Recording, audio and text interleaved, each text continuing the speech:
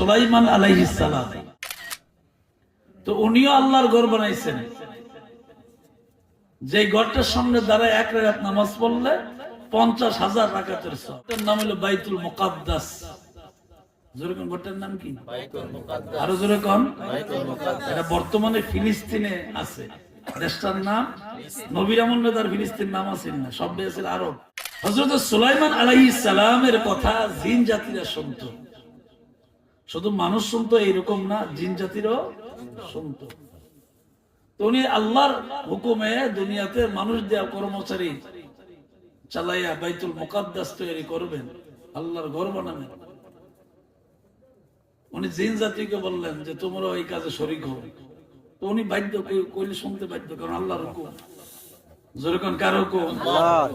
কইতে শুনতে বাধ্য। সবাই মিলে মিশে সুন্দর করে বানানো শুরু করছে বাইতুল মুকাদ্দাস।